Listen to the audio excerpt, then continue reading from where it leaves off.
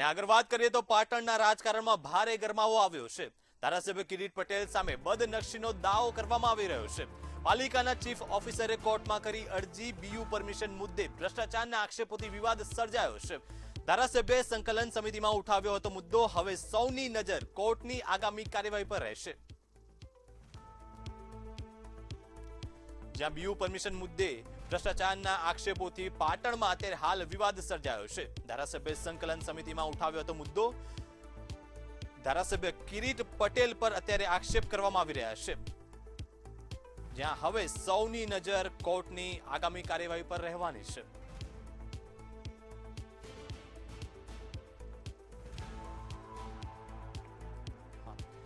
આ સમગ્ર મુદ્દે આપણી સાથે વાત કરવા સંવાદદાતા પ્રવીણ દરજી આપણી સાથે લાઈવ જોડાઈ ગયા છે. પ્રવીણ, ધારાસભ્ય ઉપર અત્યારે આરોપો કરવામાં આવી રહ્યા છે. હવે સૌની નજર કોર્ટના ચુકાદા ઉપર રહેવાની છે. શું છે વધુ માહિતી?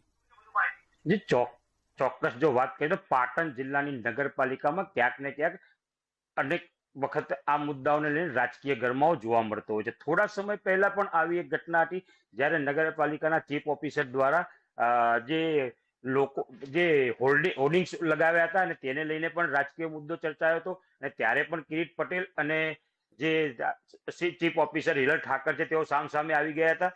ત્યારબાદ આજે ફરી એકવાર આ મુદ્દો ફરીથી ચર્ચા છે. રાજકીય ગરમાવો જોવા મળ્યું છે. પાટણ શહેરની અંદર જે નવું બસ સ્પોટ સંકુલ બનાવવામાં આવ્યું હતું, જેથી થોડા સમય પહેલા હર્ષ સંઘવી દ્વારા તેનું ઉદ્ઘાટન પણ કરવામાં આવ્યું હતું. પરંતુ આ મુદ્દાની અંદર બાંધકામને લઈ અને ક્યાંક ને ક્યાંક બીયુ પરમિશન બાંધકામ પૂરું ન થયું હોવા છતાં બીયુ પરમિશન આપી દેવામાં આવી હોય તેવો દાવો કિરીટ પટેલ દ્વારા કરવામાં આવ્યો હતો. અને કિરીટ પટેલ દ્વારા આક્ષેપ પણ કરવામાં આવ્યા હતા કે ક્યાંક ને ક્યાંક આ સમગ્ર ઘટનાને લઈ અને આ બીયુ પરમિશન આપી છે જે બાંધકામની અંદર મોટો ભ્રષ્ટાચાર થયો છે તેવા આક્ષેપ પણ કરવામાં આવ્યા હતા.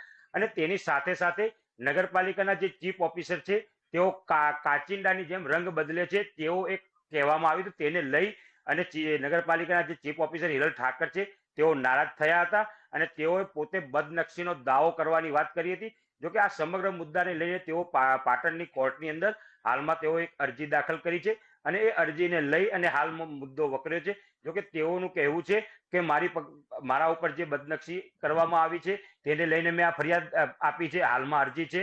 આ અરજી બાદ ફરિયાદ દાખલ થાય છે કે નહીં તે હજુ જોવાનું રહ્યું. આ સમગ્ર મુદ્દાને લઈને હાલમાં જો વાત કરીએ તો ચીફ ઓફિસર દ્વારા જે જ્યુડિશિયલ મેજિસ્ટ્રેટ કોર્ટની અંદર જે ફરિયાદ દાખલ કરવામાં આવી છે તેને લઈને જે તે અરજીમાં આક્ષેપો પણ કરવામાં આવ્યા છે અને તેને લઈને હાલમાં સમગ્ર મુદ્દો પાટણ જિલ્લામાં ટોક ઓફ ધી ટાઉન બની ગયો છે. જી, સમગ્ર માહિતી બદલ પ્રવીણ આપનો આભાર.